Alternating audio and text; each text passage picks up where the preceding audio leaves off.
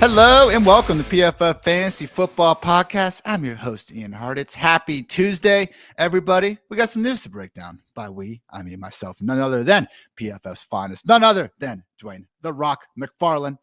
Dwain, what's up, man? Non-team preview edition. We're done with them. We're done.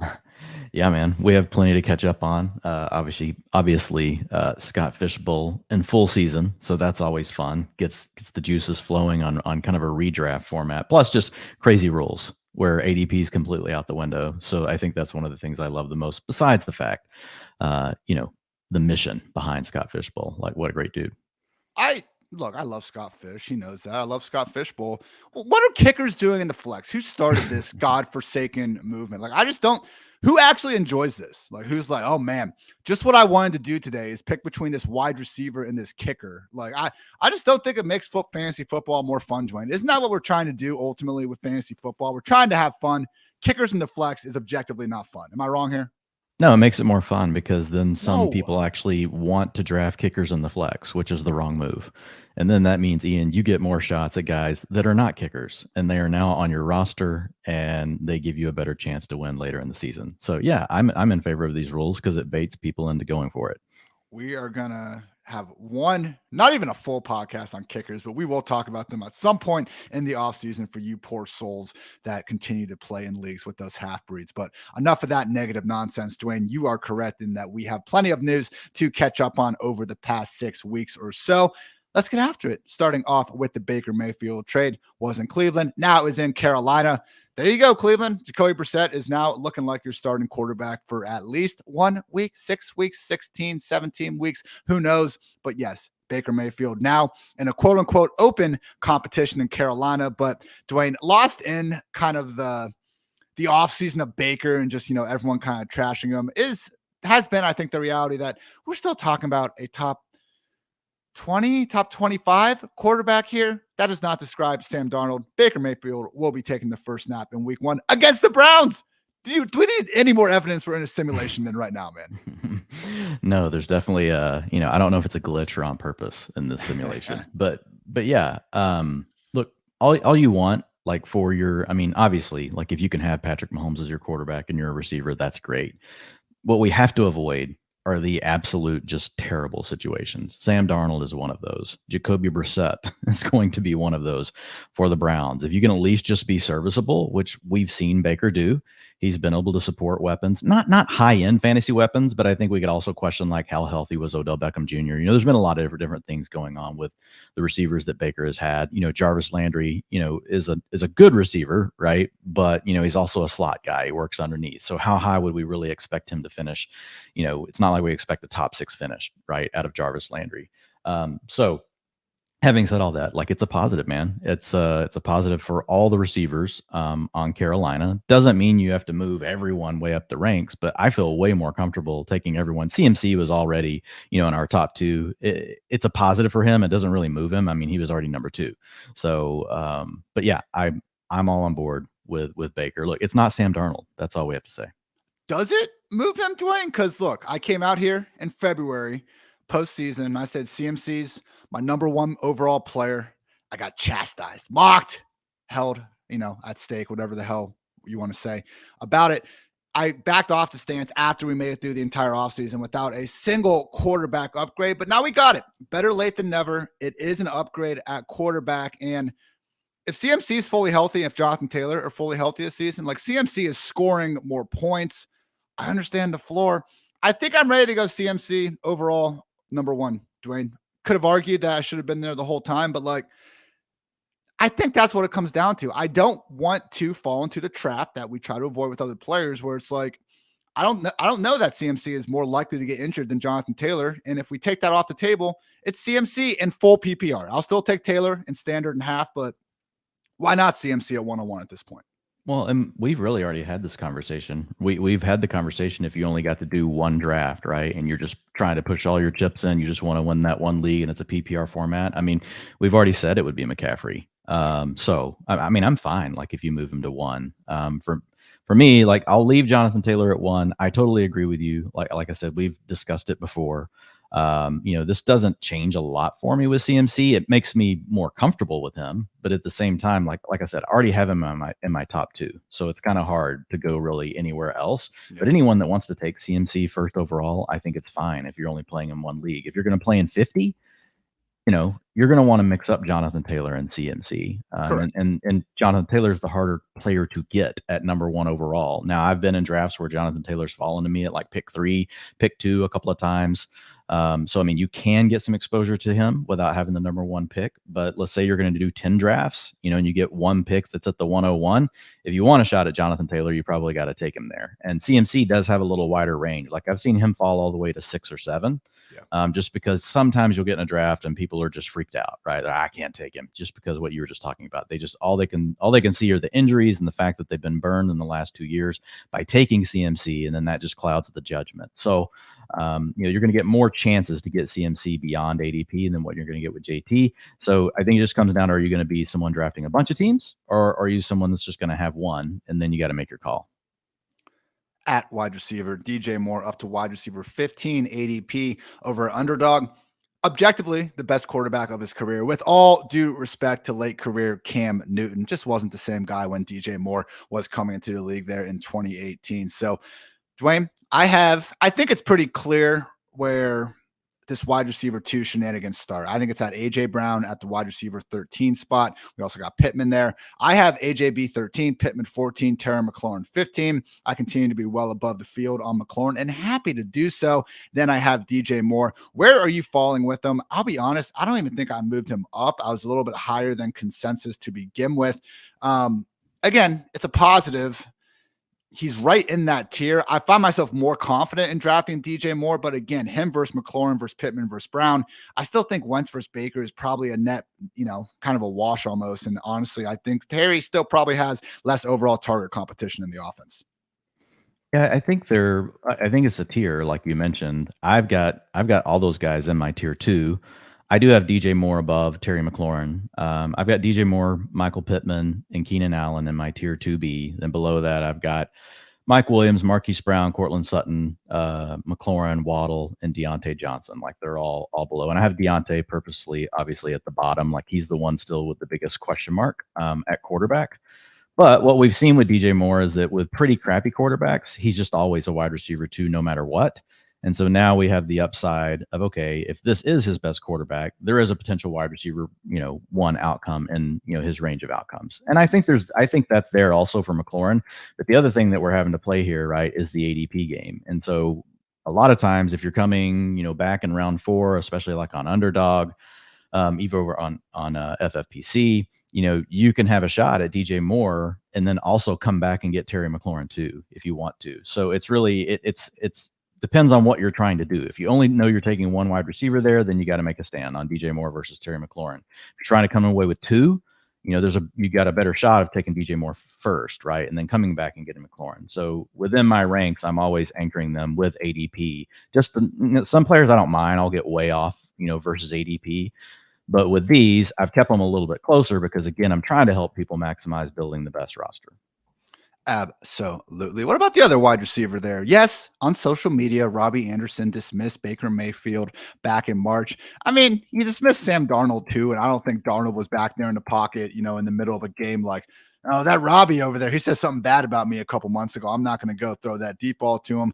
Continues to be cemented as the wide receiver 2 in Carolina.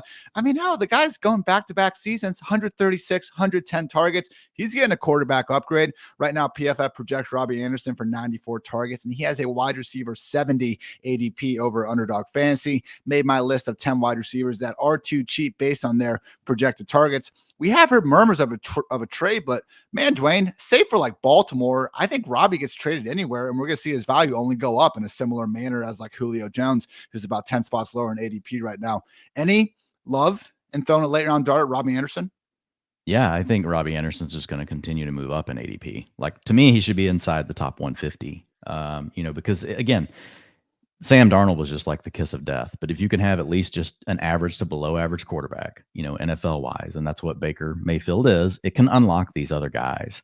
So I think Robbie Anderson has top 36 upside. But even if you're drafting him like as your wide receiver 4, Yeah, I mean, you're getting value on him, whereas your wide receiver 5, I think he should be inside the top 150. Just it's a guy that's been talented enough to show us in the past, even with bad quarterback play, that he can break into that top 150. So still a young enough player. So yeah, he actually gets the biggest bump and of all the guys, Yeah. for me, by Baker Mayfield arriving to the team. Tight ends. Unfortunately, we can't care. They just re-signed Ian Thomas, Tommy Trembles. Tommy Trembles is back. They're going to split snaps again. This has been one of the, I think it's either Carolina or the Jets over the past 2 years, literally are the league low offense in terms of total targets to the position. So I think it's just going to be kind of similar to what we saw with Baker in Cleveland, where, yeah, probably a touchdown here or there to the tight end, but trying to predict who it's going to be on a week-to-week basis, wishful thinking. So that's the Baker Mayfield trade. Now, we still have one more potential trade piece to fall at the quarterback position. That is, of course, Jimmy Garoppolo. I'll find a Twitter account here in a second, but the girl who keeps doing the, different painting every single day until Jimmy Garoppolo is traded, absolutely incredible stuff by her. Continues to go on. Buccaneers, Seahawks, and Browns have been in the rumor mill lately. Buccaneers, obviously, it seems like a stretch. He'd be going there to be Tom Brady's backup and quarterback of the future. But Dwayne, if Jimmy G does find his way to Seattle and Cleveland, how big of a bump are we giving the likes of DK Metcalf, Tyler Lockett, and Amari Cooper? Because just like Baker Mayfield is an objective upgrade over Sam Darnold, certainly Jimmy G we consider an upgrade over Jacoby Brissett, as well as Geno Smith / Drew Lock.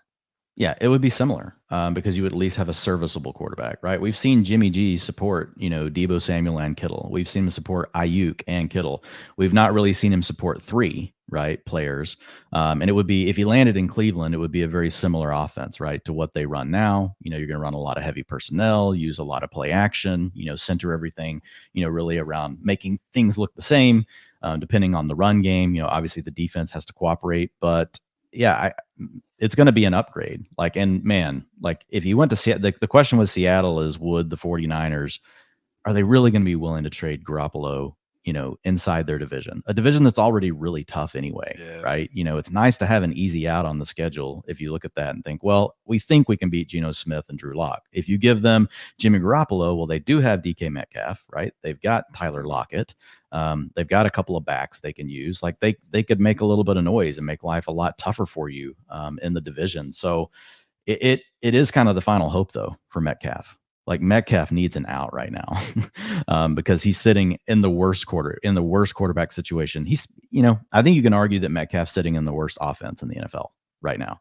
And so it really sucks because, he's definitely a top 12, probably a top 6 talent, right? Just as far as, his pure underlying talent profile as a receiver, but in the absolute worst situation. So Jimmy to the Seahawks would be the one that would get us the most excited.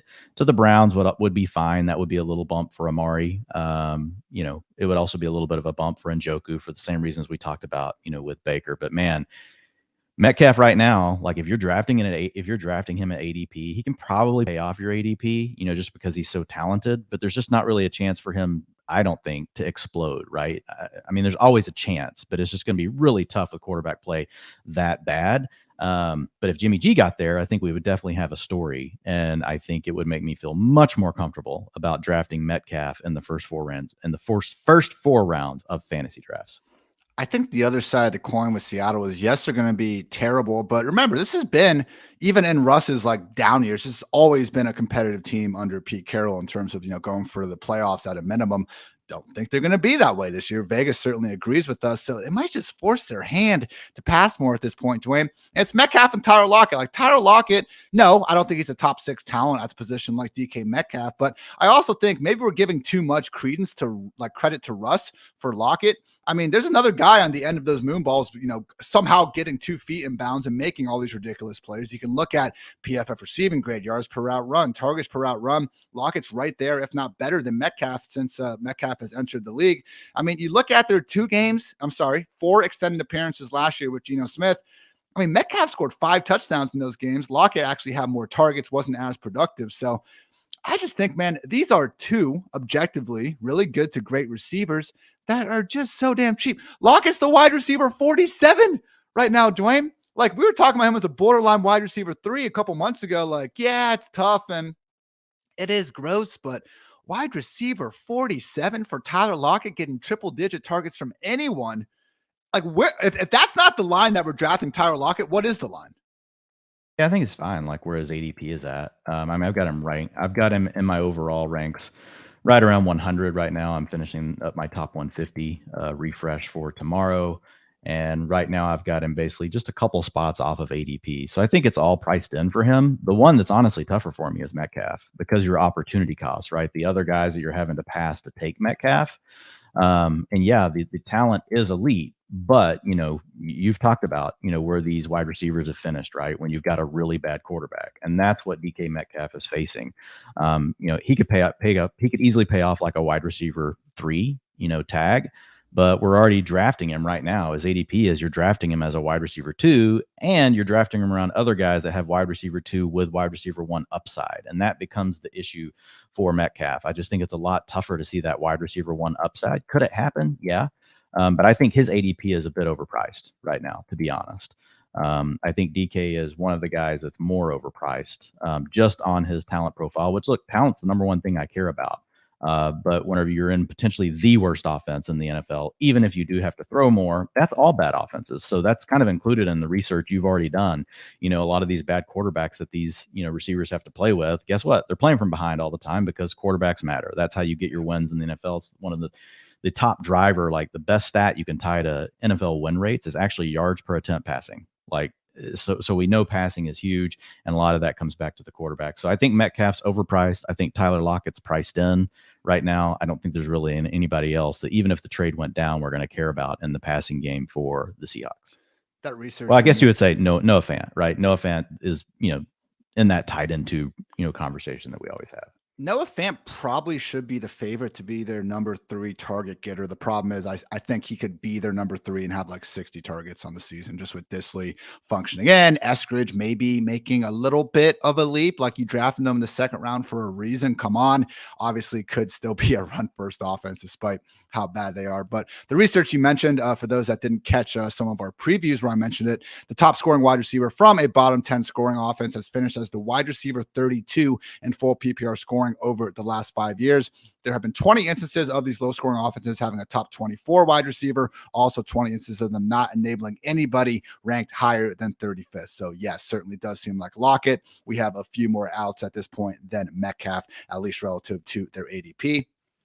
ESPN had a cool article. They went through all their different beat writers around the league and basically asked who is potentially on the roster bubble. I went ahead and took the 5 guys that I think do have a little bit of a fantasy takeaway here. Guys to keep in mind: running back / wide receiver, no longer wearing 88 for the New England Patriots, Ty Montgomery; running back Dearness Johnson for the Browns; running back Joshua Kelly for the Chargers; wide receiver Sammy Watkins for the Packers; and running back Giovanni Bernard for the Buccaneers. So first of all, with Ty Montgomery, have an article going up tomorrow looking at running backs that, based on our PFF projections, like we just have the largest shifts in overall ranks for them going from PPR to standard. And both Damian Harris and Ramondre Stevenson were popping on that big time. Neither guy had even, I believe, 20 targets on the season last year. And yes, there is optimism that maybe Stevenson could get that pass down role. But if he's going to get that pass down role, he's going to need James White to start the season on the pup, which is possible coming off that, terrible hip injury.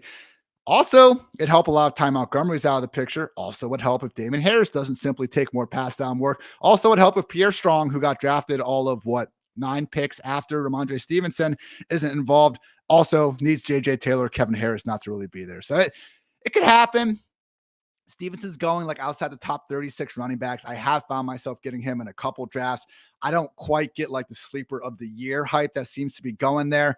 It would help if Ty Montgomery was at least out of the picture, Dwayne. But then again, maybe the fact that we're having to at least somewhat worry about guys like Ty Montgomery and last year Brandon Bolden, maybe that tells you all you need to know about the situation that we always think we have figured out this time of the year. Before September hits, then we realize, oh yeah, it's the Patriots. We don't know shit.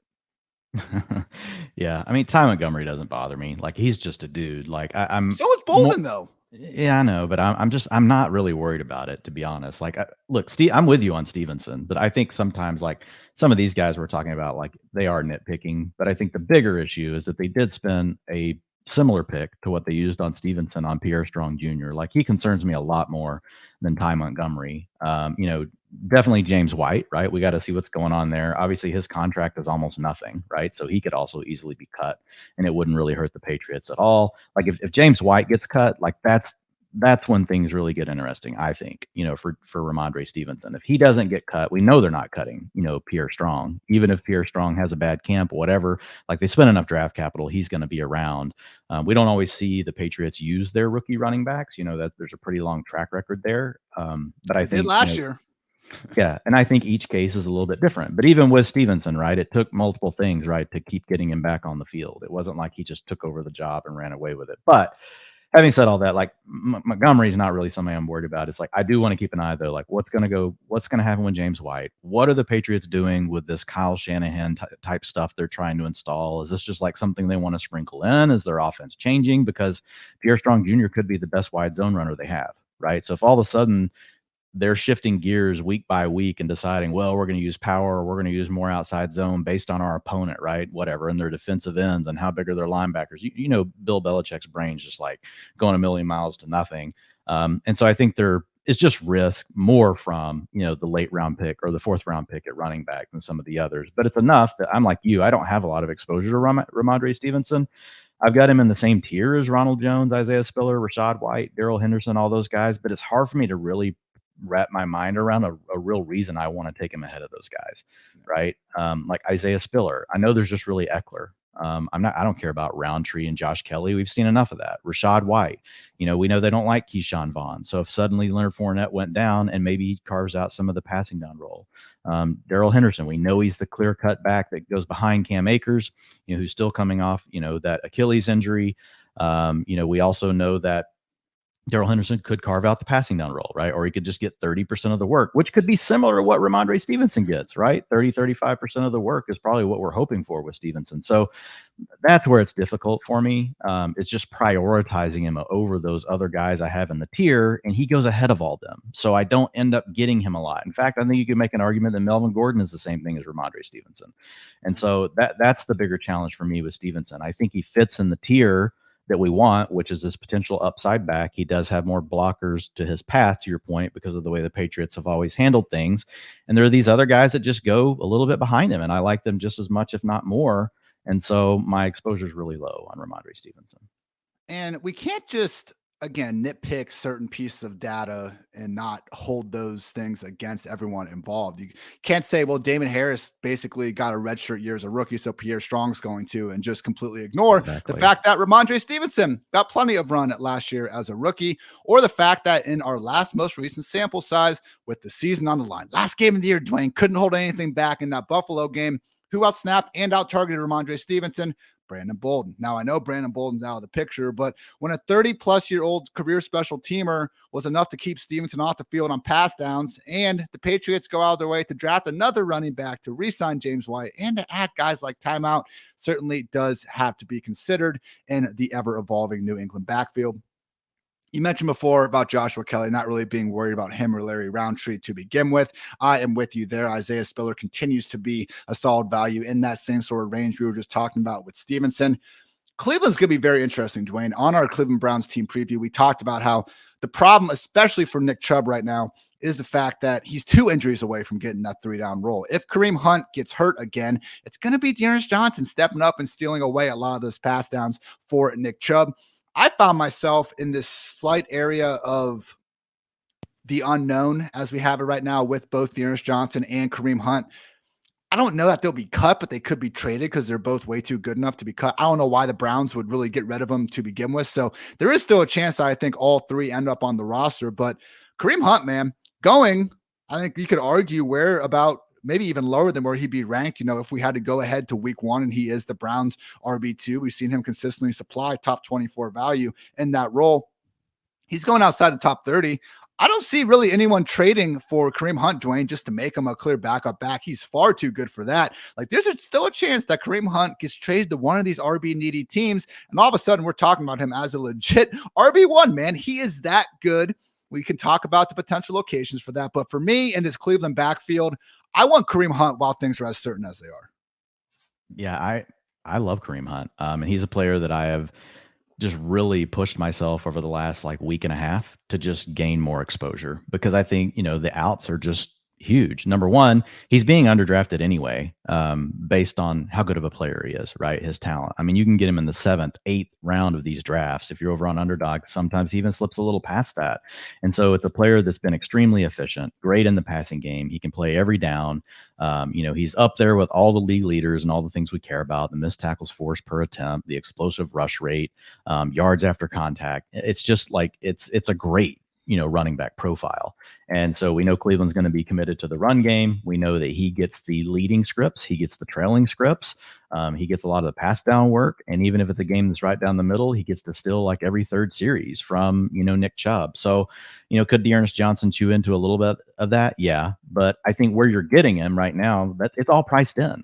And if for some reason he gets traded to Buffalo, the Rams, we could pretty much name anywhere, right? There's some teams that we could name. We'd be like, it'd just be the same situation. Like I've seen people throw out the Saints.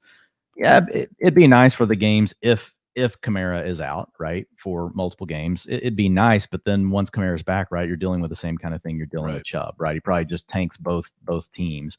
But even then, he's going to have value no matter where he lands. I don't see his value going down no matter what the trade is, but it could definitely go up if he landed in the perfect spot. Like if he landed with Buffalo, he would be a first-round pick in fantasy. He would move into the first round. If not, the early second round would be the latest. Kansas City reunion.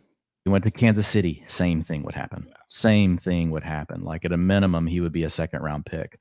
I think if he went to the Rams, at a minimum, you're looking at a third, fourth-round pick. I don't think you get to the first round there because you have enough people that still believe, in Akers, and we like Akers too. But Kareem Hunt's on another level, right? It's just a different plane.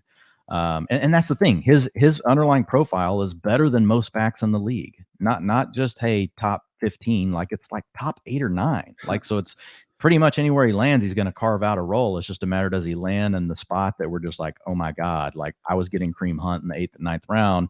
Could you imagine if you're sitting there and you've got like 20 shares of Kareem Hunt, on your 50 teams, and all of a sudden he lands in Buffalo or with the Rams? Like you're going to be elated. So to me, you're getting him at his floor, and he has outs to vastly outperform his ADP right now. So I think he's someone that we should be targeting heavily. Keep buying all the Kareem Hunt. Sammy Watkins, I just think it's a good reminder for everyone that, guys, he only got $350K guaranteed here. Like he really is not a lock to make this final roster. If he doesn't, obviously could feel a lot better about Christian Watson being on the field early and often. Not expecting like Sammy to beat out Watson for the entire season, but it happens. Like that was an issue with Rashad Bateman's breakout last year. Like Sammy Watkins is a progress stopper, and if he's out of the picture, it just makes things that much easier to project things for everyone else. I have been slightly just souring on the idea of adding Watkins to my rosters later in drafts, only really doing it these days if I already have Aaron Rodgers. Also, no Giovanni Bernard would be a good sign for Rachaad White, who you talked about a little bit earlier, Dwayne. Let's talk a little more, though, about the Chiefs.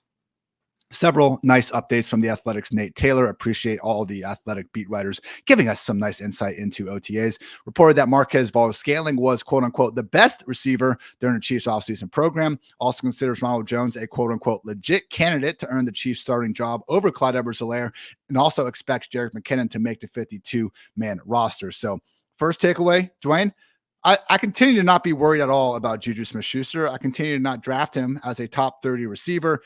Like, when the best thing we can say about Juju, we have to go back 3 years for it to say it. Like, man, let's worry about 2022. There's a real chance that MVS in the year 2022 is better than Juju Smith-Schuster. And the disparity in ADP right now is just completely unwarranted, in my opinion.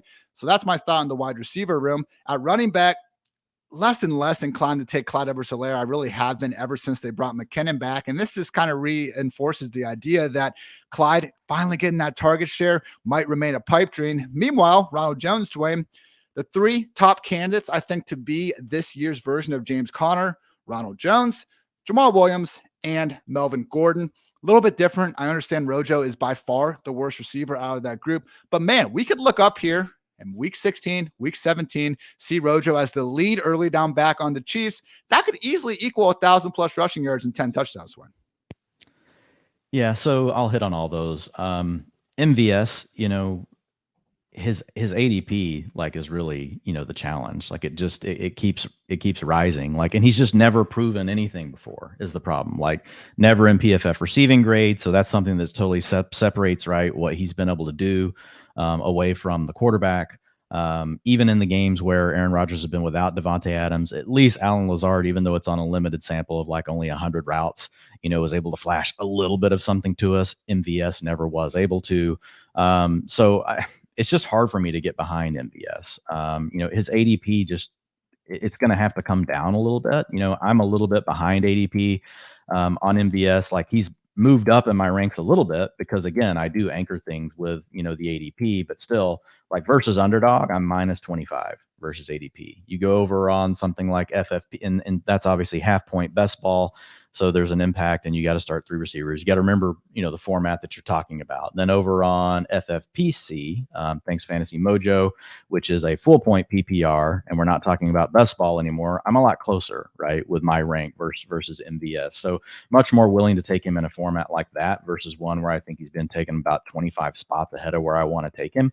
I'm kind of the opposite. I've actually warmed a little bit on Juju. I know we do have to go back a ways, and we talk through that, and if folks want to check it out, you can just search at Dwain McFarland and Juju Smith-Schuster on Twitter, and you'll see all the stuff that I laid out about Juju. Or you can go read my wide receiver tier articles, which were refreshed last week. It's got all the information there about Juju as well, and the struggles that Ian talked about and he highlighted. The one thing I'll say for Juju is he's going to get to work inside from the slot, right? So we know that there's a chance he doesn't have to face the better coverage. We also know that he has at least done it. Right. He has at least shown in PFF receiving grade, in fantasy finishes, in yards per route run, targets per route run, all these things, even though they've gone down, we've at least seen him do it in the past. So I do think, that Juju Smith-Schuster is still the guy I would rather have. Now, to your point, ADP is where the challenge comes in. His ADP is quite a bit more.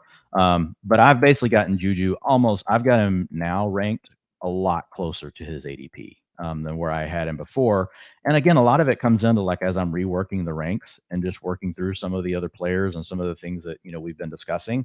It's mostly about the access to the Kansas City offense for a player that we at least know has done it in the past. So he's not a priority. He's not somebody that I'm going to be trying to roster on a bunch of my teams, but I am going to at least have some exposure with where I've got Juju moved to right now. The Ronald Jones thing, man, I love it. Rojo is one of my most rostered, backs. I've also, like you, and I think the day that Jerick McKinnon signed, somebody reached out. I think we had just done the Chiefs pod maybe, and we had talked about, man, Clyde Edwards-Helaire, probably a guy we need inside our top 50. The next day, Jerick McKinnon signs, and people are like, how do you feel? And my answer was, the fact that I have to even stop to think about how this makes me feel for a journeyman basically at this point in Jerick McKinnon signing, and me worrying that, is that going to take all of Clyde Edwards-Helaire? Is that going to block him from the passing down game? The fact that I just had to think about that was enough that I had to move Clyde Edwards-Helaire down the rank. So I did have him at 50 in my last top 150. I've moved him down to 65 now in the update that'll be coming out tomorrow. He'll be somewhere right around there. I may still tweak a couple of these before I hit publish on this bad boy, but about a 15 spot drop just because of Jerick McKinnon. You're still getting access to the Chiefs offense. All the things I think we said about Edwards-Helaire before are true. If for some reason, really, the only reason he hasn't performed is because he's been dealing with the lower body injuries, right? He's had the ankle and the knee injuries in his rookie and in his second season. We know now that he was dealing with a gallbladder surgery or some issue that, caused him to be playing at 160 pounds when he first got to camp last year or something along those lines. He was at 160 and he had to gain this weight back to try and play. I think those things are all still true. Right. The fact that Andy Reid's offense has shown us in the past that it can really feed the running backs, right? They can get a lot out of their screen game, things like that. Edwards-Helaire, that path is all still there to him. It's just, I'm just not quite as bullish just because, the fact that they did bring McKinnon back. And again, that speaks to it in itself, but I'll still be looking for access to, Clyde Edwards-Helaire because again, does get you to the Chiefs, but just not going to be the way I was early on, which was really being above the market, right, on exposure. Now I'll be looking to be more like even. I want to mix in some Clyde Edwards-Helaire. I'm not going to totally avoid him, but not a player that I'm going to go nuts on. Last thing on Chiefs wide receivers. I'm not here to bash Juju. I think I've done that enough throughout this short summer already. But man, there's 4 main wide receivers here. There's Sky Moore, there's Mecole Hardman, there's Juju Smith-Schuster, and there's Marquez Valdes-Scantling. Out of those 4, I think it's pretty clear to see which one is the most different skill set wise. That is MVS. Could this be like what we talked about in Green Bay, Dwayne, where MVS is like the Allen Lazard, the leader, but not really the leader, and then everyone else is rotating? Yeah, I think that's a real possibility that it's just, Kelsey leading, right? Obviously the team, Yeah, he yeah. could push for like a 24, 25% target share, and everybody else is just hoping to get to like 18. Like, I think Yeah. that's a very likely outcome. So, I mean, Sky Moore is still my favorite receiver on the Chiefs to draft, and his ADP has fallen. People have started to back off on Sky Moore now. So you can get him roughly right around the same spot that you're getting MVS, and actually he's going after MVS in some drafts. So I think Sky Moore, looking at him, does have the second round capital, is a player that was really good in college on the NFL staple routes. So the routes that the NFL likes to use the most. So he is probably more ready than what people think, despite the fact that he went to a smaller school. And now his ADP is sagging to where it's even or below MVS. So for me, like, Sky Moore is the player that I'm going to have the most exposure to in this passing game because of ADP and because of the profile coming out of college. Amon-Ra St. Brown, Russell Gage. Give me these guys over Juju. They're better, Dwayne, and they probably get more targets too. Yeah. Yes. I have Amon-Ra, ahead of him. I've got Russell Gage and Juju right next to each other, one, now. But I've got Rashad Bateman, Gabriel Davis, all these guys, are all ahead of Juju Smith-Schuster. Where he starts to fit in, right, is you start to get to where you've got Juju versus Elijah Moore. We like Elijah Moore's talent profile a lot more, right? At this point, like, Elijah flashed in a really big way last year. But we know he's got a challenge, right? He's got more target competition with Garrett Wilson. We already got Corey Davis there. We got questions at quarterback, got questions about the offense overall. You talk about a player like Darnell Mooney, similar, right? It's going to be an offense that could be really bad. He could lead the way in targets for that team. So he's fitting into a range like those guys, right? So it's like you're kind of making your choice. You want to bet on the offense and a profile that we need to make a rebound, or you want to bet, on the talent and know that we're going to have multiple things happen within the offense to help unleash the talent. So I think that's a good range to think about Juju, and I think you can just mix it up. All right, going to run through a few of these I don't think are overly important, but I felt like writing them down on our show sheet. Anyway, the Athletics' Jeff Rebeck reports that it's highly unlikely that J.K. Dobbins, due to his ACL, plays his preseason. Again, going back to the podcast with Dr. Edwin Porras, the complications with Dobbins' knee surgery does make the PUP list. Man, maybe likely, definitely a possibility. Gus Edwards also coming off the knee injury, but far more likely to be out there week one. Wouldn't be shocked if they do bring back Devontae Freeman at some point. Again, he was serviceable for them last year. Certainly wasn't as washed as some of the other veteran backs they brought in at various points. Also saw Michael Thomas spotted running routes on Instagram with the ankle injury. Sure as hell a lot better than the last video we got of him basically doing box jumps. And it's like, man, this is how as far along as you are in rehab right now. Last game of football was on January 17th, 2021. Not quite as far back as I expected. Dwayne, right now at Michael Thomas, he is going off the board at Underdog Fantasy as the wide receiver 39, slipping a little bit. DeAndre Hopkins, that wide receiver 36. I feel like if we got full, like, Michael Thomas is good to go, we're fine. How far up is he rising? Because I put him ahead of guys like Amari Cooper, Chris Godwin. Like, I think he'd be in the top 30 for sure, but it's a new system, not necessarily a new system, but Sean Payton is out of the picture, so we will have a new play caller. We have a new quarterback. And like Chris Olave, man, Michael Thomas's biggest target competition was like 36-year-old Ted Ginn when he was doing his thing out there. Like, I really think there's a chance, and maybe I'm just trying to hype up myself for having, I believe, second most exposure to Chris Olave of any other wide receiver right now on the old underdog exposure tab. But like, isn't Michael Thomas maybe being expected a little bit too much for right now ahead of Chris Olave? Well, his ADP is really falling. So, I mean, if you look at him, like, he's fallen like 15 to 20 spots, depending on like what site you're looking at. So to me, like, I think he's fine because I think I've still got him graded right now as a low end wide receiver 3. It's a boom bust kind of thing, right? We may not see him, but if he's out there, he could very easily put up a wide receiver 2 season, and we know his wide receiver 1 is within his range of outcomes. Even with additional target exposure, I think wide receiver 2 would be solid if we know he's back. So I think, yeah, he's going to definitely rise up boards if we start to hear that he's healthy and he's out there practicing, catching passes. If he gets out there, I doubt we see him in a preseason game, but if he's just going full go in practice, like, that will be enough, right? That he'll probably move ahead of Adam Thielen, Devonta Smith. You'd move him up probably ahead of Darnell Mooney, Elijah Moore, a lot of the guys we just talked about. I think the range where you start to get to where it's like, okay, do you like him more than Juju Smith-Schuster and Russell Gage, Amon-Ra St. Brown? Like, he starts probably mixing in somewhere in that area. So the way I'm approaching Michael Thomas right now is just when he falls past ADP, just take him. And, I kind of handled DeAndre Hopkins the same way. And we've talked about it a little bit. It's like almost every draft, all of a sudden, everybody decides they're going to make a stand on one of these guys. We're like, not taking him, just going to let him fall. So you can just let that be the draft where you take him. I think the bigger question, with Thomas when he comes back is, what do we think that, might do to some of these other guys, right? How does that make us think about Chris Olave, which I don't think Olave's ADP is out of hand anyway, right? It's probably not going to change a lot for me with Chris Olave. Jarvis Landry, I don't know how much I would want to invest in Jarvis Landry, right? If we know that Michael Thomas is probably going to be working, coming in motion, working inside, he could work downfield some too. He's going to have Jameis, but I think him and Landry are going to be competing a lot, right? For those looks. I think Olave clearly profiles as the guy that can work outside and down the field, which is where Jameis wants to go. Maybe Michael Thomas, can do that. I know that, he played with Drew Brees, right? So we have to caveat everything Michael Thomas did when people named him Slant Boy. He played with a quarterback that wanted to throw, short, quick passes. And look at the other quarterbacks, Teddy freaking Two Gloves and Taysom Hill, who once crow hopped like 3 times to throw a football 30 yards.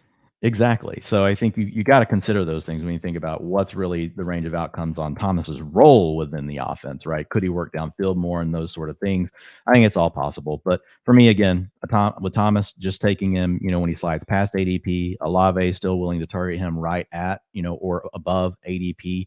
Jarvis Landry, I'm only taking when he's falling. All these first-round wide receivers are falling, man. Like Drake London now sitting as the wide receiver 37. I've been happy to scoop him up at that spot. Yeah, Olave's right there next to Treylon Burks there, basically low-end wide receiver 4.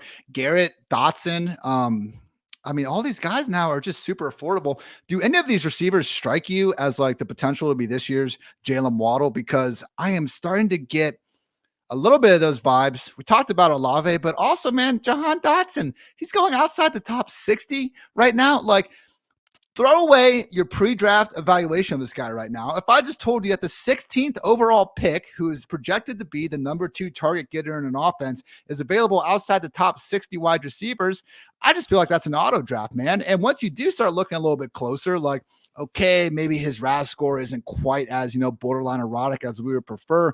But man, do put a lot of good stuff on film at Penn State. We've actually already gotten word from Washington that he should be the starting slot receiver, flashing all over the place. But they even threw the caveat in there, same thing they said about Kadarius Toney, is that he can also play out there out wide as well. So I think I accidentally messed up that Toney note. So Toney aside for a second, man. Jahan Dotson, again, going outside the top 60, 16th overall pick. I think he's freaking good, Dwayne. I went back and I was watching, YouTube highlight watching, having a good time here on like a Monday afternoon or whatever. And the dude really, the contested catches he was able to put on film for a 5'11 dude. I understand why Mike Renner in our draft guy was talking about his catch radius really being huge for a guy his size. He looks like a pint-sized alpha out there. Terry McLaurin is the one. I know it's Carson Wentz, but look at the other quarterbacks out there. I don't think Carson Wentz is necessarily that huge of a downgrade versus where the other quarterbacks are going. Dotson seems to, again, there's just this massive gap between Dotson and the rest of the first-round wide receivers. I'm not sure it's warranted. Yeah. And this is one that we've been talking about like since right after the draft. We are starting to see the rookie price tags come down. And I think this is something that we see a lot of times because people are excited about the draft, right? A lot of people are doing their rookie dynasty leagues. And so we've got these different kind of fantasy seasons that converge, right? You've got the dynasty rookie draft crowd going crazy, right? And then they jump into a bunch of redrafts. So what does that do? That pushes up the ADPs of all the rookies. Then you get, more of the people just care about season long and they're jumping, or best ball, right? And season long, and then they're jumping in. And so I think you start to see these natural adjustments, in ADP. And that's why we're seeing some of the rookies, come down. If you think about it, pretty much every year we get a group of rookie wide receivers that settle in like that 8, 9, like basically rounds 8 through 12, right? And that's where they are right now. But to your point, the one that's not is Jahan Dotson. And, he's been at a disconnect all year. He is starting to move up a little bit, in ADP. But at the same time, like he's still too far away from all the other guys. I've on FFPC, I'm 20 spots ahead of ADP. and that's redraft. So, and in best ball, I'm 16 spots ahead of ADP over on Underdog on Jahan Dotson.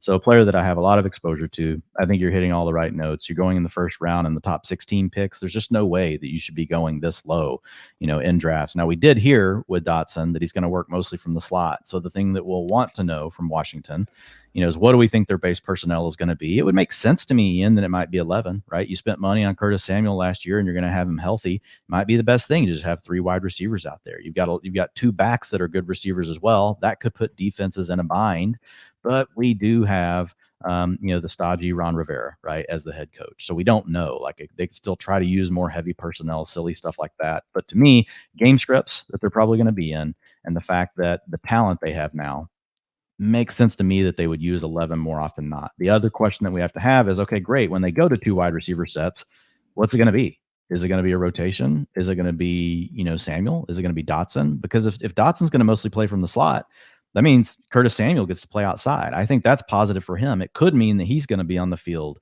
quite a bit more than what we expected. And remember, like the last time we saw Curtis Samuel get to play outside and play, pretty much like an every down receiver role with Carolina, he had Kyle Allen as his quarterback. And, I think you've highlighted this multiple times. I've seen Jay Moyer highlighted on Twitter. Like, talk about a huge season that was all there for the taking, and his quarterbacks just couldn't hit him or didn't see him wide open all the time. Like, Samuel still has upside, and he's free. Like, right now, I think his ADP is like down in the 170s or something. Like, you can get him at the very end of drafts. And again, kind of going back to Carson Wentz, he's an easy quarterback, like, to set up. And set up stacks with late. And you don't have to force it, right? You just kind of see how your draft goes. You're like, oh, okay, I'm going to go ahead and throw Carson Wentz on this team. I've got 2 receivers, from the Commanders. Looking forward to your training camp article that should be out here in the next few weeks, Dwayne, because the Dotson slot thing is going to be a big part of that. Here's the actual quote on that, though, from the ESPN article talking about the NFC East teams.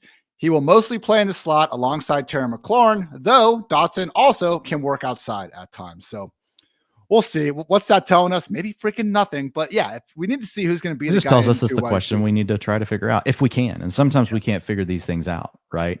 And I think they're going in the right order now, right? It should easily be Samuel up top. We know that. Dotson should be the next one off the board. But just don't forget about Samuel. And we'll see if we can pick up more information on that through the preseason. Obviously, we can adjust things. But I like all of them at their ADPs.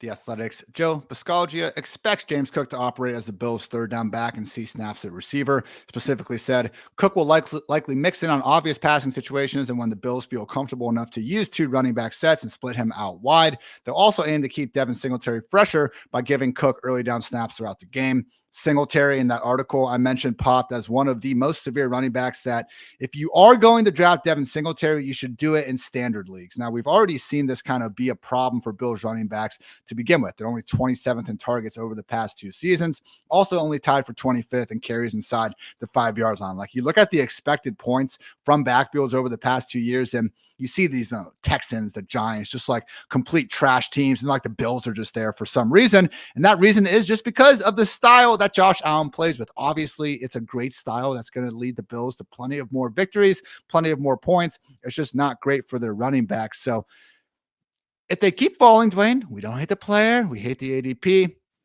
Maybe James Cook gets this big receiving role, but I just don't know where, man, because it sure as hell doesn't sound like he's going to have many snaps or carries and early downs. Now, if Devin Singletary gets hurt, maybe they do view Cook as a competent enough runner to kind of give him that Alvin Kamara-esque role where he's getting so many targets. Who really cares what's going on with the rush attempts anyway? Do you have any overall thoughts on the Buffalo backfield, or is it more still just a situation that we're staying away from? No, I mean, I've been drafting James Cook. Like, I want access to it because it is the offense that could potentially throw the ball the most in the league, right? And that helps offset the fact that, yes, Josh Allen does run the ball. But if you're in the offense that's going to throw it the most, we also don't know for sure what's going to happen with the number, who's the number 2 target, behind Stephon Diggs. It could be just like what we talked about in Kansas City. Yes, we like Gabriel Davis. We've talked through that. But it could easily also be like what we're talking about with the Chiefs, right? Where the outcome could be 25-30% target share to Stephon Diggs and like all these other guys around 17 to 18%. Well, James Cook could really work his way in there. And if he's all of a sudden, if he sees, 15% of the targets in this offense is going to throw the ball all the time, and they feel like they've got to spread it around because they don't really have a true number 2 to step up and take over. Like that could be a really good outcome, for James Cook, despite the fact that we've got to deal with Josh Allen not wanting to throw the ball as much to backs. The one thing I will say, the backs that tend to continue to get the targets down the field, we even saw this with Taysom Hill, with Alvin Kamara. Remember at first everybody was so freaked out, with Kamara, and then all of a sudden Taysom Hill just started peppering him, right, with those targets. The key is it a back that can work down the field?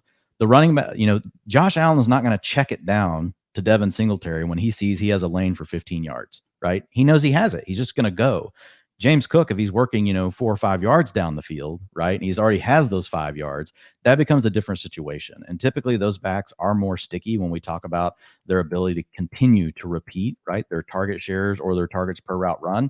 So I look at James Cook as a little bit of a different back versus what we've seen with Singletary, what we've seen in the past, in the Buffalo offense. So to me, it's a chip I get to put on one of the offenses I like the most. We're not for sure who the number 2 target option is. It also checks the archetype I want, in the between like rounds 9 and 11 of fantasy drafts, which is explosive playmaker, right? James Cook broke plenty of big plays. Yes, he was in a committee in college. We all know this. But the other part is he's got the receiving upside. So James Cook is a player that I definitely want to be at least at, if not over exposure, versus the field. I think everything you said is fair.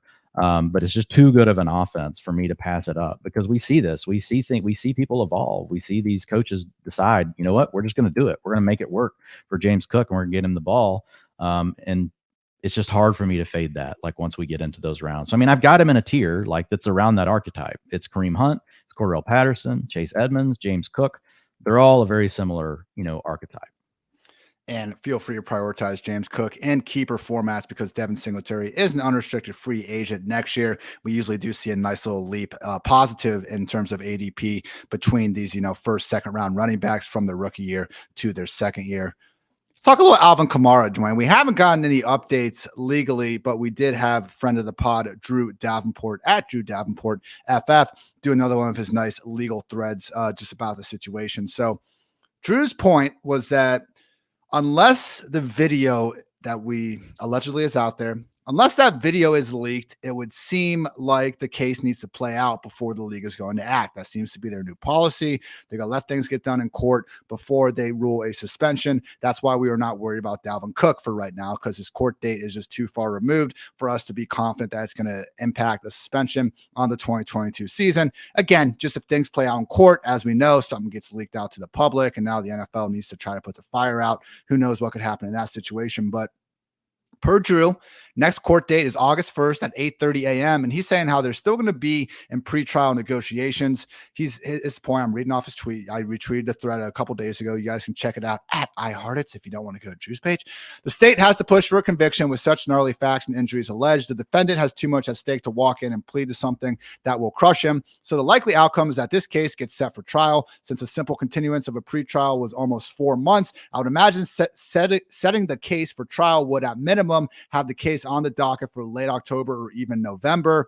The defense attorneys aren't dumb. He hired really good counsel. They will set it for trial absent a no-brainer plea offer and then try to continue it out past the end of the season. Per Drew, he no longer believes that 2022 is in serious jeopardy for Alvin Kamara.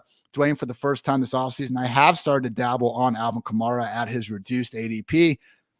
Is it time to use the most recent facts we have, which again is more so Drew's interpretation of it, but I think he's done a very good job at this. He spelled out his case, very cleanly in this thread. Do we get Kamara back in the top 10 where he belongs, or at least get him to a point where we are trying to draft him at this reduced ADP? Because, man, we know how these trials can get, and they keep pushing him back and back and back. If we really are just banking on like a video release, it's starting to sound like, man, that this could be a situation that doesn't impact us till 2023. Yeah, I think the wild card is the video, though, right? Because if that happens, like, and Drew talks about this in his thread. Yeah.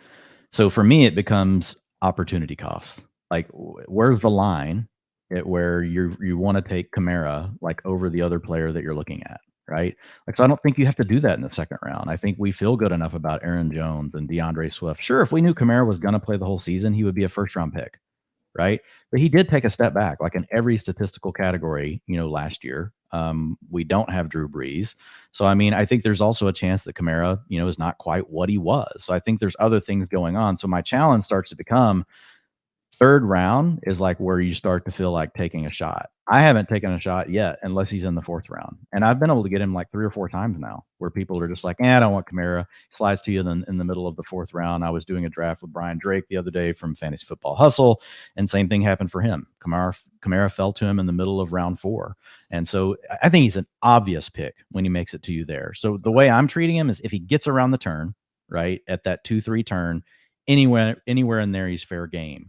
Before that, you have a little bit of a decision because, I mean, you could just go ahead and take Travis Etienne, right? A player that we project to be in a similar, kind of role. If we knew Kamara was playing, yes, he absolutely ranks ahead of Etienne because we know that he's done it. But again, that's an opportunity cost that you have versus Etienne. There's Michael Pittman, there's James Conner, DJ Moore, Keenan Allen. There's a lot of players there that are still pretty good, players. Obviously, they're going in the third round of fantasy drafts.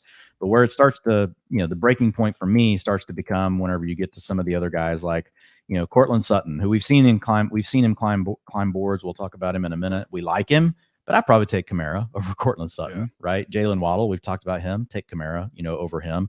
Breece Hall, he certainly should go ahead of Breece Hall. We love Breece Hall, but at the same time, Kamara getting that kind of discount. So that's kind of the range, like where I'm willing to take him. And maybe we start to take him, even maybe we start inching that up, but that's kind of where I'm at right now. And with the way ADP is working out, like I'm getting the exposure I want to Kamara while having to reach. I mean, I'm not going to take him in the second round. I see a lot of people taking him in the second round still. He has a really wide range. Like Kamara can go anywhere from the middle of the second round of your draft to the middle of the fourth.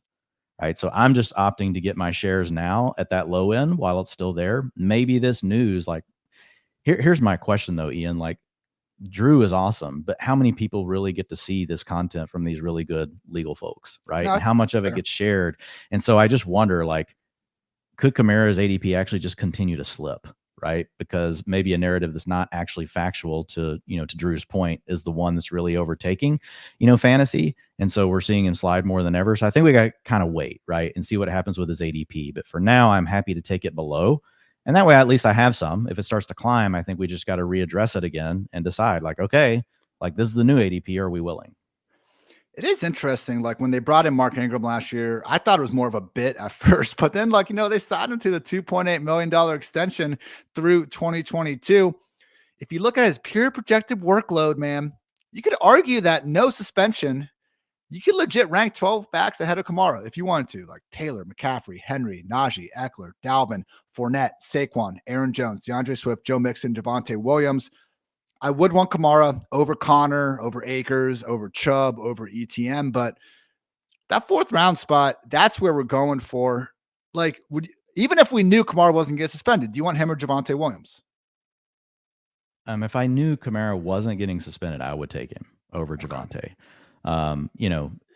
If we absolutely knew Kamara was not getting suspended, like it's tough to say he's not a late first to early second round pick, I think, right? It's just, we did see a little bit of deterioration. It could have just been a false signal, right? It's 1 year. Who knows? He might've been playing more dinged up than what we thought.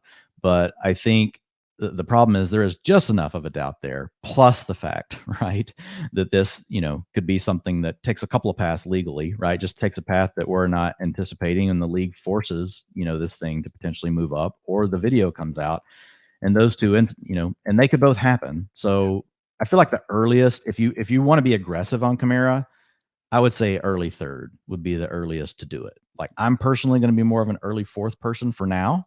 But I could get it. Like if you want to get behind an early third ADP on Kamara, like I can understand the argument there.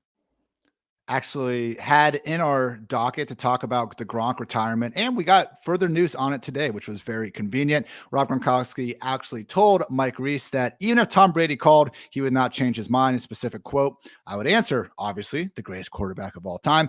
Ask him how he's doing. Tell him I'm going good, but I wouldn't go back to football. No. Dwayne, we've had some Kate Otten truthers emerge from the woodwork. Mm-hmm. Of course, some are still hyping up Cam Brate as someone that has a chance to flirt with double-digit touchdowns. I just think it's inevitable that someone, Greg Allman from The Athletic, floated out Kyle Rudolph as a potential addition. Like this caught the Buccaneers by a little bit of surprise too. I feel like they're not going into the NFL season with two freaking tight ends. Rudolph's out there, Eric Ebron's out there, Jimmy Graham is out there. Like Brate's ADP isn't absurd or anything right now, but I don't want to have any big takes on the Tampa Bay offense right now because it seems inevitable that a tight end is going to get added there. Also, when I was going through those athletic articles, T.Y. Hilton to the Colts was something that they were basically talking about kind of being inevitability at this point. So overall thoughts on, I guess, the tight end situation in Tampa Bay. And if you're doing it, because I was going through the pecking orders at tight end and like, even if Brate is their tight end one, man, like once Godwin's back, he's just going to be their number 5 pass game option. Like, is that really something we want to go out of our way to get? Yeah, I think it's very similar to Hayden Hurst. It's just a guy that if you're playing in best ball and you're trying to correlate late season games, you want to get a stack with your quarterback, fine. Cameron Brate and Hayden Hurst are okay. But what's happening right now is they're going a little too high in redraft. You're never going to want to pull the trigger on putting Hayden Hurst or Cameron Brate in your lineup, from in a redraft format where you're having to pick every week, unless you're just in an absolute pinch. It's a bye week. You're like, thank God he was sitting on the wire. I'll throw him out there. But Cameron Brate, like the profile just isn't strong enough from a talent perspective. And he's got 3 receivers on his team that do have good talent profiles, with Mike Evans, Chris Godwin. And then we've also got, Russell Gage, who's really been ascending over the last 2 years.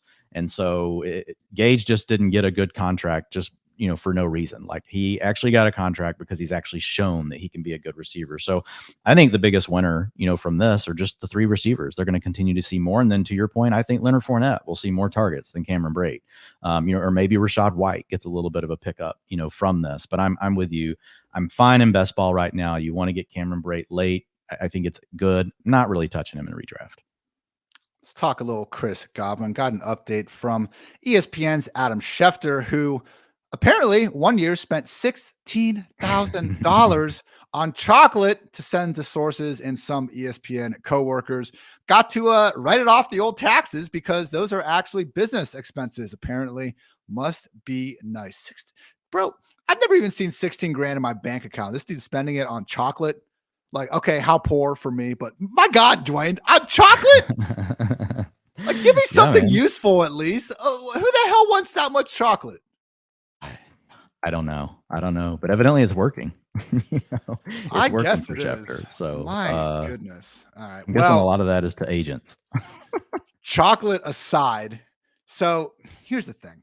Schefter went on NFL Live. He did not tweet this, which makes me wonder if it's like the classic fantasy football podcast strategy where, Dwayne, like how many hours have we freaking talked this offseason? It'd be like if we went back like, in late September and just took some random June episode and clipped like a minute and a half out of like a 90-minute edition and be like, see, look, we told you guys right here, but we didn't tweet it because we weren't really that as confident in it. And that is what I wonder what's going on here, because per Schefter, the Buccaneers are quote unquote hopeful Godwin will return by week 1. Schefter added it's quote unquote not out of the question, but he did say he would be surprised if the star receiver suited up for any preseason games.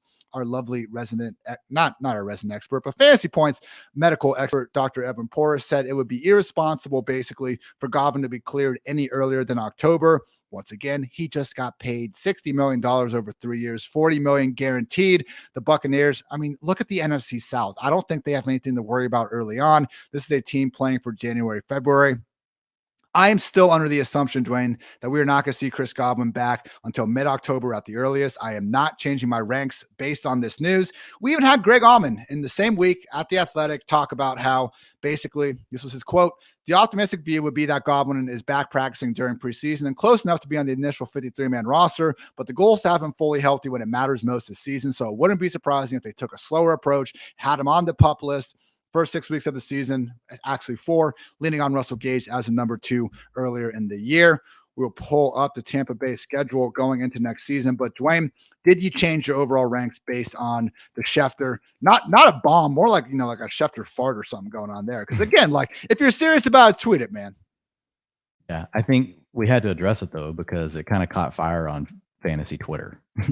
Everybody was sending it around. We were getting the retweets of the quote, over Chris Godwin's face from all these different places. So no, I'm not moving him right now. So I'll continue to be below the market on Chris Godwin. I think the other issue for Godwin is even if he does manage, right, to make it back by week 1, obviously that would be a big boost to his fantasy value. But even then, like, is he going to be ready? Right. And so I think there's this issue where even if we get him back early, they could bring him along slowly. There's a lot of different outcomes that could happen with Chris Godwin. And we're just really too close to, based on, not mine and your opinions, right? The people that actually study this stuff from the medical community. We're just too close to where, to Chris Godwin's injury to be that excited, about him. If we get better news, right, as training camp's going, that all of a sudden Chris Godwin's in full practice mode, right, by early August, and we think he's going to start week 1, and he's backing it up with full practices, things like that, I think then, right, we can make an adjustment, on Godwin. But for right now, no, I've got Godwin actually. I dropped, my new 150. He's going to be 25 spots lower than where he was in my first 150, which came out about a month ago. 10 spots below ADP on Underdog, 14 spots below ADP over on FFPC. Thanks at Fantasy Mojo. So I'm with you. I'm kind of fading this. It just kind of went wild, so I thought we should talk about it.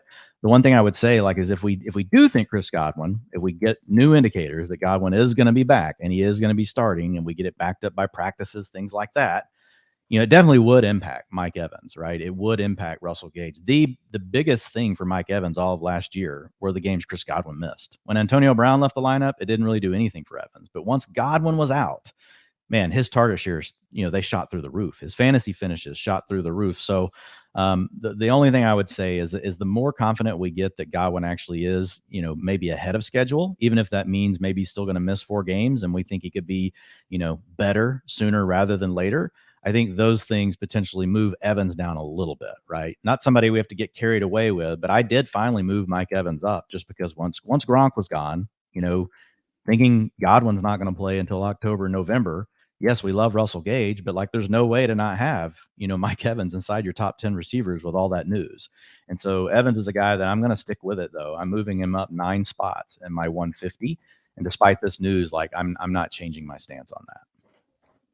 100. All right, 3 more quick topics here. Do we need to talk Watson really, Dwain? I mean, I think they said that let's hold off on Watson because the last update we kind of hit it earlier. We hit it earlier when you talked about also I think I saw it. There wasn't going to be any decision before this week, but that means there could be a decision this week. So at the risk of, once there's a Watson decision, we'll be back here quickly and we will break it down because I think it finally might be imminent. But yeah, here's the biggest takeaway there is it's more and more likely it just looks like we're not going to have Watson, right? So I think you just got to start treating the whole offense like that. That's how we've been doing it. You got to be below market, on Amari Cooper. You need to be below market probably on Njoku. His ADP is not nuts, but you just don't want to get carried away with someone like Njoku. David Bell, all the rookie buzz, great. But if it's going to be Jacoby Brissett, really, I don't know. Who cares? I did see some information out there and I haven't gone back to look at it. Brissett does like to target the running backs underneath. So maybe it helps Hunt a little bit, but even then I don't think so. I'd much rather have Watson out there scoring more points, right? And chances for touchdowns. So yeah, I think that's the Browns in a nutshell. Courtland Sutton per Cecil Lammey, Russell Wilson's favorite, and the Broncos are designing plays for him.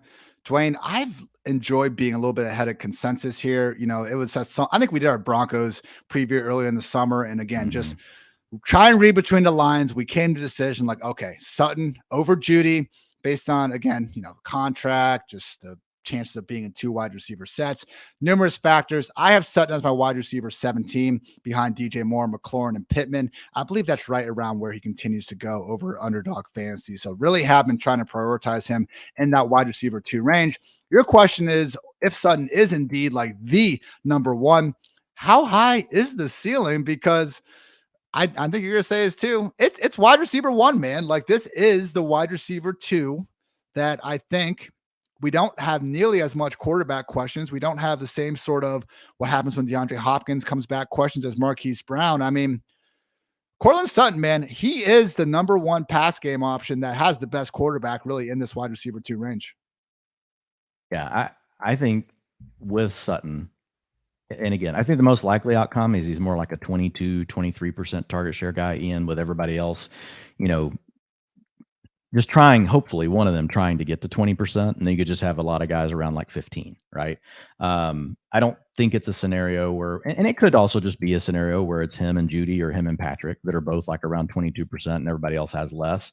But if I were to put a chip on one guy, it's just like what you said, that has the most likely upside to all of a sudden be a 25% target share guy, right? And everybody else is more, it's not a 1A, 1B, basically, right? It's truly, you got a wide receiver 1, then you got a 2, a 3, a 4 kind of pecking order. Yeah, I think it is Sutton. And it all goes back to, look, we know AFC, NFC West, 56% of the games that are over on Superbook right now projected for over 50 points belong to those two divisions. And so they're going to be in shootouts all the time. We know Sutton's going to be on the field. He's got the quarterback in Russ Wilson. He's going to get to work more down the field. It's an offense that's going to score more touchdowns. So Sutton, if you maybe drafted a month ago and you checked out and haven't done any drafts and now you're coming back, like, you're going to be surprised. Like, he's moved up like 2 rounds in ADP. But I think it's right, and so I've got him actually moving up 9 spots with my new updated 150. I'm like you, I have him as my wide receiver 17. So I just think that, he's the guy with the most upside. But even then, like, if we miss and like there's the downside, like, he's probably still going to be a 20% guy with a really good quarterback and he can score touchdowns, right? So it's like, I think his downside is, worst case, like, Sutton's a high-end wide receiver 3, but I still feel pretty comfortable, even if things are more split up, with Sutton being able to produce that wide receiver 2 finish, but having that wide receiver 1 upside. You know who doesn't rise for some stupid reason is Tim Patrick. What does this guy have to do, Dwayne? I see people jump through all these hoops explaining why Jerry Jeudy hasn't been scoring touchdowns compared to Gabriel Davis. And it's like, why was Tim Patrick out there scoring touchdowns then? Why has Tim Patrick been the best wide receiver on the Broncos for the last 2 years and we treat him as the third? What does he need to do? I'm not going to rank him top 20 because we don't freaking need to. Like, I'll happily continue to rank him 5-10 spots ahead of consensus and continue to draft him late. But it's just the Jerry Jeudy stuff, man. And I feel like I'm almost becoming like a Jerry Jeudy hater, which I don't want to be. Like, I understand the guy's got some fun route running chops. Like, I'm not completely out on him, but at what point do we stop saying, like, hey, this guy was a first-round pick 3 years ago, and we look at the 2 years of professional football evidence that all tell us that Tim Patrick's better, and he should probably be expected to have more production this year? Yeah, I don't know that he's better, but I think it's, to your point, it's a conversation. He has been better. He has been a better professional football player than Jerry Jeudy. That's a fact. I don't know. I mean, at the stuff that I look at, like they're close, right? Wow. But I mean, because you do have to still count draft capital, and who has had the more productive, the better career? It's been Tim Patrick. I'm not rewarding Jeudy for being a first round pick. Well, yeah, but Judy's also been hurt. I mean, he did have a 20% target share season as a rookie. Pretty hard to do. Last year's targets per route were fine. It's just, he was dinged up in and out of the lineup. So, I mean, I think just totally fading Jeudy is not the move. I think looking at ADP and looking at both players and knowing that you can get Tim Patrick, in round 13 of your draft, you got to take Jerry Jeudy in round 5. I think that's the easiest way to look at it, right? And so, yeah, my Tim Patrick exposure is through the roof. My Jerry Jeudy exposure is pretty low, but it really all comes back to ADP, right? If they were both going at the same ADP, I would just take Jerry Jeudy, and then I would take Tim Patrick after that. But they're not, and so again, like, they're both in my breakout article. If folks want to go back and check it out, I put it out like 6 weeks ago now, but none of it's changed. It's all based on, these criteria that we've seen for breakouts in the past. And so Tim Patrick's on the list, Jerry Jeudy's on the list. They're a little bit different profiles, but both of them, have an opportunity to have a big season, this year, or they could just both be, trying to pick up scraps from Courtland Sutton. Like, both things are in the range, of outcomes. So I love Tim Patrick. I've got him. Right now, I have him 50 spots ahead of ADP over at FFPC. I'm only 13 spots ahead on Underdog, where, the receiver craze goes. But that's saying something. I'm 13 spots ahead of ADP over on Underdog on Tim Patrick. So obviously, I love him as well. Over the last 2 seasons, Jerry Jeudy has 169 targets. Tim Patrick has 164. Jerry Jeudy has 90 catches. Tim Patrick has 104 catches. Jeudy has 1,323 yards. Patrick has 1,476 yards. Jeudy has 3 touchdowns. Patrick has 11. That's better. It's better. He's been better. He's been on the field more. I mean, but if you look at he has 5 fewer targets, 5 less targets. Right, but he's been on the field more than Jerry Jeudy. Like, so yeah, his counting stats are obviously going to be more than Jerry Jeudy's. Like, that doesn't surprise us, right? Yeah, but like, when does 8 more touchdowns? But don't 8 more touchdowns mean a guy is more talented than someone who demanded a few more targets? Well, yeah, I mean, touchdowns, yeah, they matter. I don't think we should completely dismiss them in fantasy football, but at the same time, we know that they can be a bit more fluky. Like, look, I like Tim Patrick, but I'm not totally dismissing Jerry Jeudy for someone that as young as he's at, right? I mean, I think his underlying data points he's 21% targets per route run both of his first 2 years, right? He had a 20% target share as a rookie. His yards per route run last year actually got better than his rookie year, 1.85. His PFF receiving grade last year moved from a wide receiver 5 to a wide receiver 3 territory. So, like, there are positives, for Jerry Jeudy. There's positives for Tim Patrick. If I had to pick the one to say that I think still has the biggest ceiling, I do still think it's Jerry Jeudy. I just don't like his ADP. I think it's too far ahead of Tim Patrick. And I love Tim Patrick's ADP. So that's really the biggest driver for me on the two players. I get everything that you just said. Like, and Tim Patrick, like, had a PFF receiving grade, in his year 4 season, was wide receiver 2 worthy. Last year it was wide receiver 3 worthy. So his underlying data points are, also strong. So I like both players, just like the ADP a lot more for Tim Patrick. Gotta love the ADP. Final note, Dwayne, I know you had a cool little chart you were showing me earlier about Treylon Burks and basically just how the ADP has been in a free fall. Mentioned that before with a lot of the first round, even the second round wide receivers. Like, yeah, just since the draft, we have seen kind of a lack of interest in them, and everyone has had a nice little dip at this point. Treylon Burks from around 7 to 8, now round 8 to 10 after missing most of OTAs and minicamp due to potentially asthma conditioning issues, maybe a little bit of both. Dwayne, are you buying the dip based on this news cycle? Yeah, this is the type of dip that you want to buy, in my opinion, right? Because Burks is a guy that landed in a spot. He's got the draft capital. He fits the scheme that they want. He's been an explosive playmaker in college. He has questions, which we highlighted. We've talked about Treylon Burks a ton, right? There are questions like, we didn't see a huge sample size of him getting to work outside one-on-one. I know there's things that could potentially be holes in his profile. But look, this is a player now that you can get, in round 9, round 10 of your fantasy drafts. And that's something I want to buy into, because I think once training camp gets going, you start to hear some positive news. He's out there practicing. Like, this is a player that probably is going to shoot back up in ADP. And so really we've just seen it's interesting. Like, it's just like these news cycles. Treylon Burks, before, we saw the combine, right, was shooting way up. Like, you'd see him sometimes going round 6 of fantasy drafts. Then the combine comes out and he didn't run a 4.21. Okay, who cares? He ran slower than what we thought, but his ADP falls. Then he gets taken in the first round by the Titans on an offense that just, that also traded away AJ Brown that same day. And we all of a sudden thought, wow, good draft capital. He's got an opportunity for targets. ADP shot up to round 7. Now he misses minicamp, or some of minicamp and OTAs due to this conditioning stuff. And his ADP falls like 3 rounds. Like, that's the piece of news out of all, I'm just not buying that, right? I'm going to continue. I want to get Treylon Burks. I'm not going to reach for him now, but I want to get access to him right now at this ADP, because I think there's a really good chance we're going to get another news cycle on Treylon Burks. It's going to be positive, and here we go again, right? We're going to be back up to, and people will then be focused on the right things. Oh, well, the Titans don't, they've got, Robert Woods, but he's coming off an injury. He's an older player. AJ Brown is gone. Treylon Burks could play that role. Like, we'll be having that same conversation again, and his ADP is going to go up. So I think right now is just a good time to buy Burks. The Titans told us that they considered him the 18th best player in the draft. Let's focus on that. Not him. Not easy, huh? Yeah, not him. Like, missing a couple drills here in freaking May.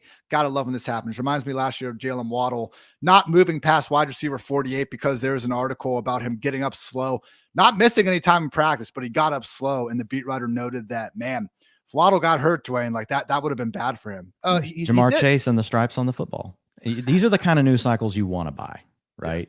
Yes. If all of a sudden we hear Treylon Burks, we're 1 week away from the season starting and he's working with the 4s and 5s still in practice, that's a problem, right? That's a moment where we're like, okay, maybe we should tap the brakes. But this is not the story that should be pushing Treylon Burks' ADP down. This is just an opportunity to take advantage of the dip. Scholars wonder if McFarland and Hartitz can ever get a podcast done under an hour. We will have to find out another day. But Dwayne, it was good catching up on all this stuff. You are working on updating your top 100. Should be live for the people on the site Wednesday. Yep. Top 150 will be up tomorrow morning. And then there will be some draft strategy articles. I'll be covering quarterback, my plan at quarterback this year, and running back. At least where we are today, right? With where ADP is today. Obviously, that's something we'll have to refresh come back August.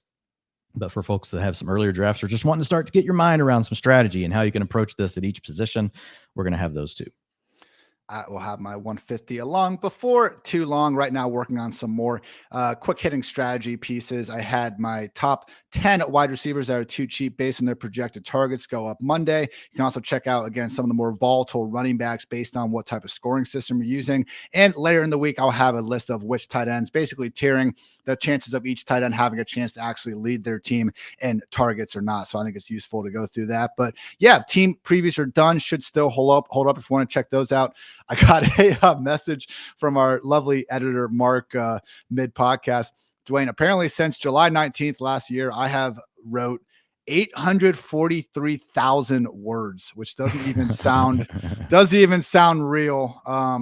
Yeah, so that's amazing. I'm gonna try to be a little more efficient, maybe not write quite that many moving forward. But again, the goal with the entire team preview series was to take the time, get those words, get those thoughts in, both over podcast and writing. So now in the second week of July, we can really start getting on to what's important. And just, achieving our ultimate goal, Dwayne, help making all these lovely listeners lots of money and lots of enemies because you keep winning all your damn fantasy football leagues. So hopefully we can continue to achieve just that.